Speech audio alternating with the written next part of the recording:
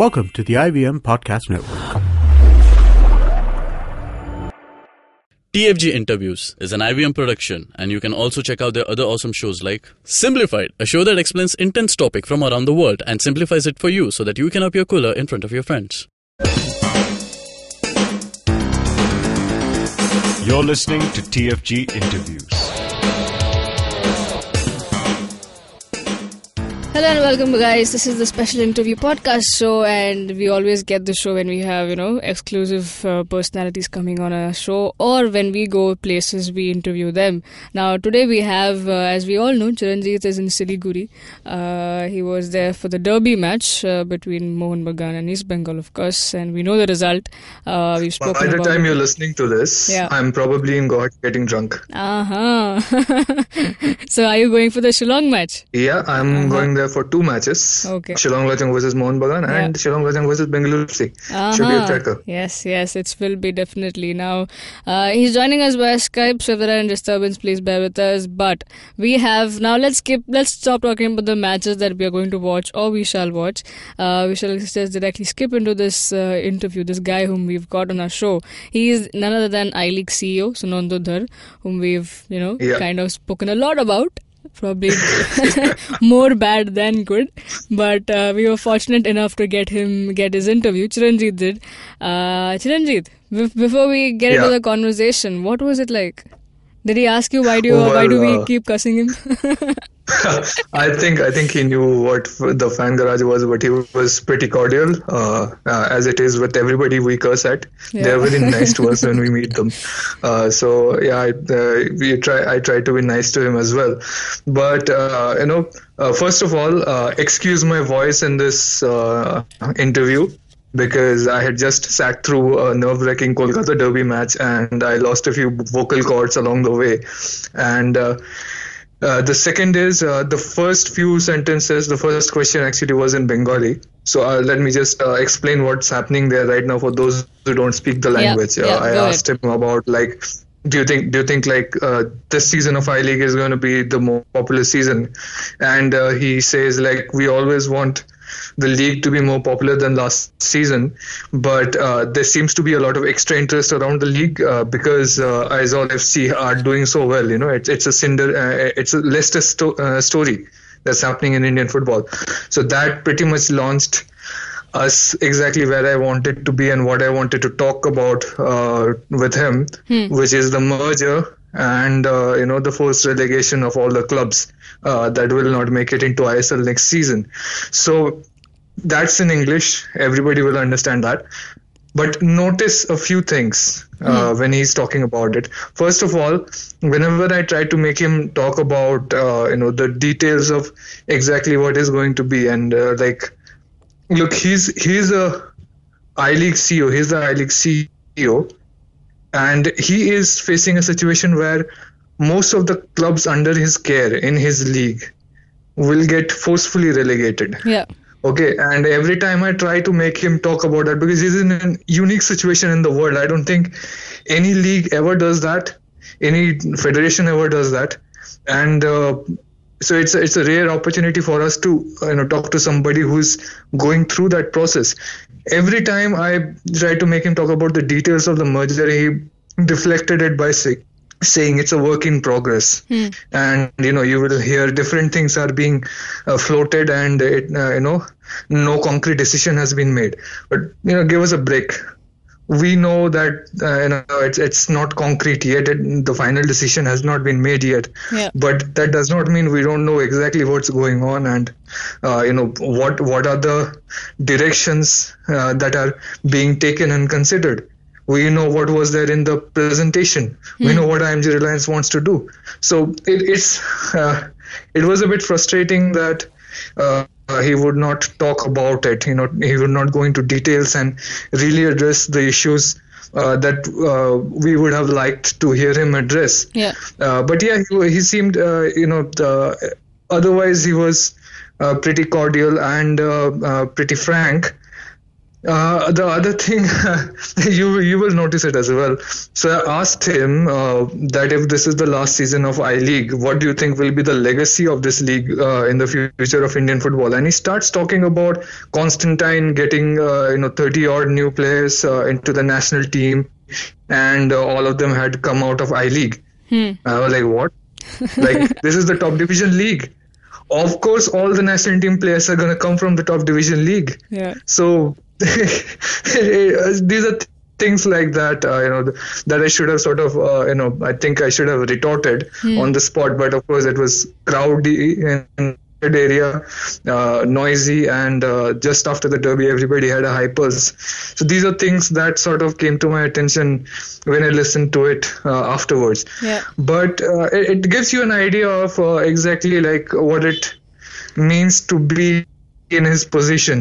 Like we try to sort of, we tend to disagree a lot with the way I-League has been run and how AIFF has handled all that.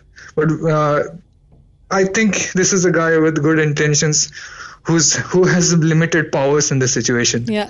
Yeah. Okay, so just go ahead let's listen to him. Yeah. Yes, so here's the conversation. আপনার কি মনে হয় এই 10th সিজনটা সবচেয়ে popular season হবে ultimately I লিগের? আমি তো চাই প্রত্যেক সিজনের পপুলারিটি পরের সিজনে যেন আরো বেশি হয়। সো হ্যাঁ, 10th সিজন অবভিয়াসলি এই সিজনে the uniqueness about this is obviously Aizawl যে এত ভালো খেলছে, আর এখনো পর্যন্ত আর 3 রাউন্ড বাকি, এখনো আইজল চ্যাম্পিয়ন হতে পারে এরকম একটা ভাব আছে। সো দ্যাটস অবভিয়াসলি কি বলবো, romantic kind of a story, লেস্টা kind of a story. So obviously তাতে ইন্টারেস্ট লেভেলটা বেশি। হ্যাঁ, অবভিয়াসলি এখনো 3 রাউন্ড বাকি আছে, সো এখনো অনেক কিছু হতে পারে। So many are saying this will be the last season of I-League, and what kind of legacy do you think this particular league will leave going forward as the restructuring happens? So the thing is that it's not about last or first. Obviously, we are in the process of restructuring the whole football scenario in India. There would be a top league, there would be leagues below that. I think the legacy of I-League would be the success of the so-called old teams, success of Bengaluru FC, and what we have seen in last 3 years. Stephen Constantine has given debut to about 32 Indian players who have come out of I-League. I think that's the best thing that I-League can give to Indian football, and that's obviously going to continue. So one of the things that makes I-League unique is that these small teams from different parts of the country like Lajong, Wangdo or Aizawl FC can come up and compete with the best. So that Cinderella story you just mentioned, do you think there will be a scope for that happening after the restructure happens? Why not? Means obviously we are trying to spread the game to different corners. Hopefully in some years time we'll have teams from every state of India. At the moment with I-League second division and ISL, I don't think we cover 50% of the states also. There are more than 50% of the Indian states which are not part of the main football calendar. Our aim is to get teams from those states also. Means about 5-6 years back, there were not so many teams from Northeast. Now see what they have done. Bengaluru has been a revelation as far as team from Karnataka is concerned. We've got a team from Tamil Nadu in ISL, a team from Tamil Nadu in I-League. They have been also doing well.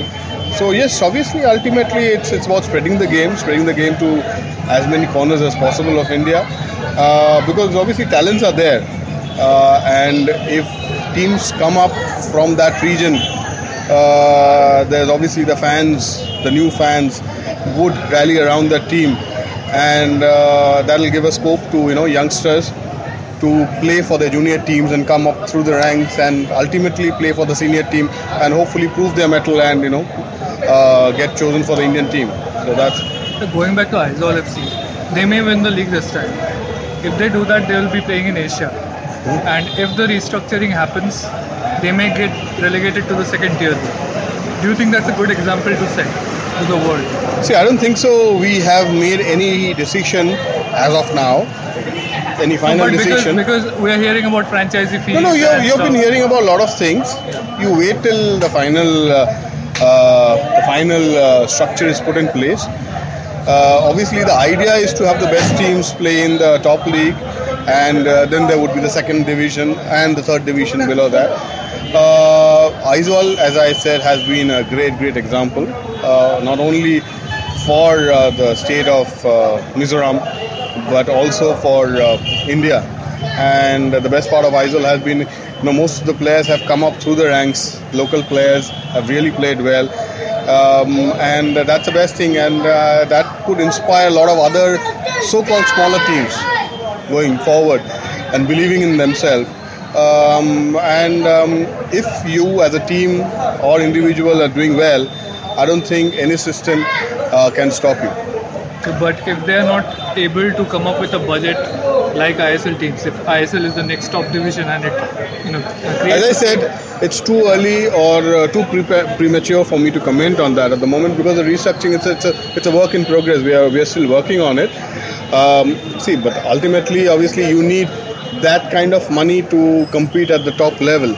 But ISL has shown that money is not everything. Yeah, money is not everything. That's what I'm saying. Money is not everything. Yeah.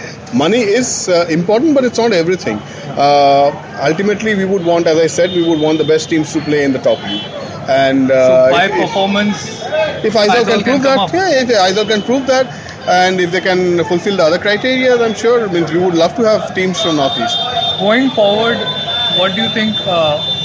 These clubs would be like we have lost some clubs along the way. We lost 3 Goan clubs, and we have had new clubs coming in like Minerva Punjab and Chennai City. What kind of an impact do you think they have had in the league, and how do you see them going? So don't forget about Bengaluru FC also. There are also a relatively new club which came through the bidding process. No, but these guys came in on a 2-week notice. Yeah, that's fine. But the thing is that I think to be fair on them, I think they have done relatively well.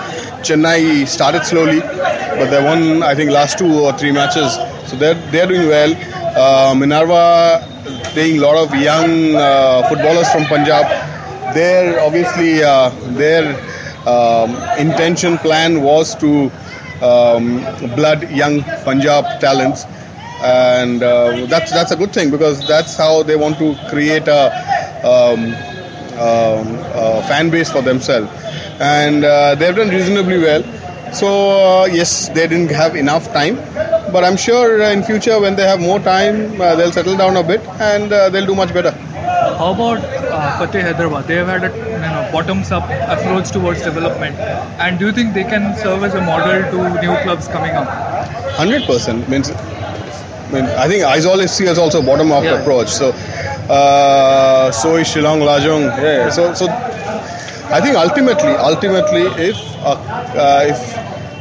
football as a whole has to develop in a country like India, the responsibility of youth development has to be that of the clubs, and it helps in a lot of ways. It helps in lowering your budgets, because you're investing on youth and they stay with your team. It helps in your fan development, your community development program, and it's obviously cheaper to build a player than buy a player, and ultimately all clubs have to look into that way.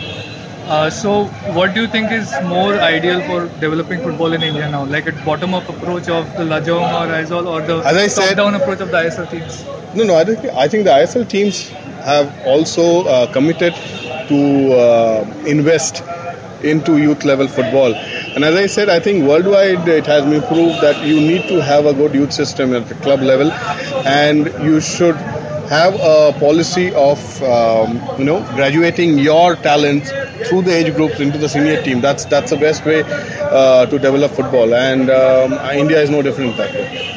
Final question. There's been a lot of concern about whether there will be promotion relegation in the new league, and a lot of people inside the AFF, like including Baichung Bhutia when he was with the AFF, he came out and supported promotion relegation in an interview with us. So what's your take on that? See, there are a lot of issues out here. As I said, there are discussions going on, different layers of discussion which is happening.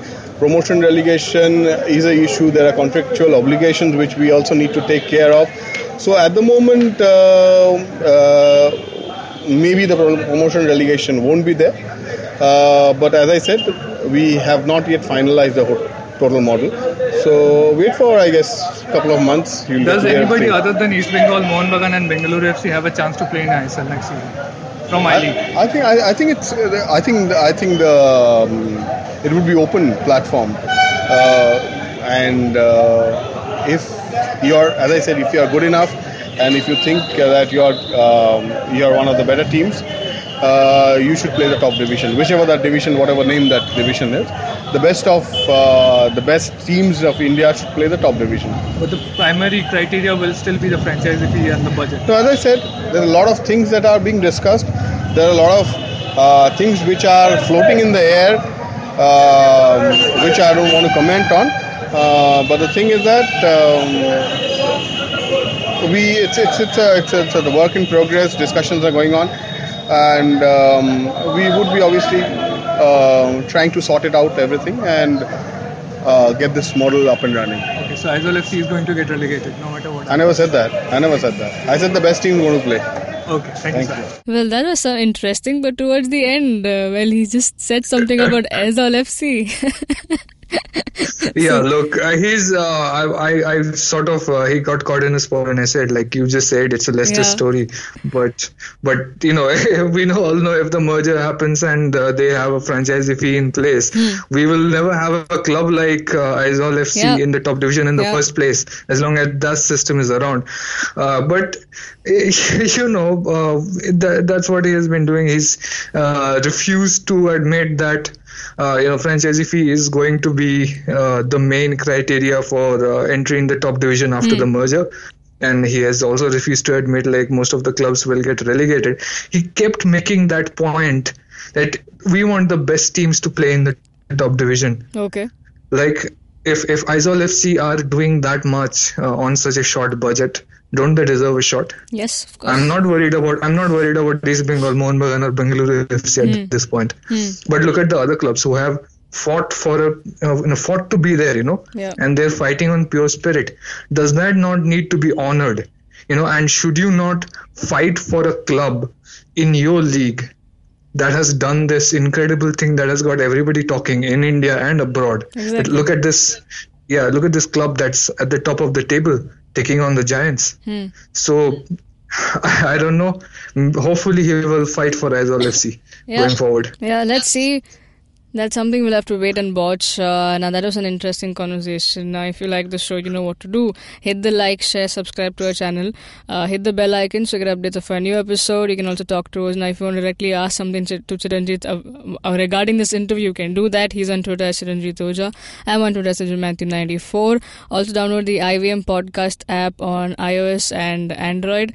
You can also listen to our podcast on Audio Boom, SoundCloud and various other podcasting apps. Read the all related stories to Indian football on our website, thefangrass.com. Have a great day. Cheers.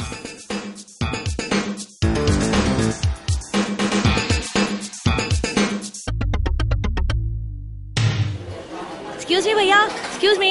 बोलिए madam. Menu में क्या है? Menu में scene unseen है, podcast है, on course है, Cyrus है, made in India, rediscovery project, empowering series, sex wax है, IVM लाइक्स है, सिंप्लीफाइड है, कीपिंग इट क्वियर है, थिंग्स एंड डेस्टिनेशंस है, माय नेबर सकरबर्ग है और द फैन गराज है. आपको क्या चाहिए? एक बार रिपीट कर देंगे क्या? रिपीट नहीं करता हम. आप जाओ IVMpodcast.com पे और सुनो ये सब, या फिर डाउनलोड करो उनका ऐप. सब आपकी उंगलियों पे.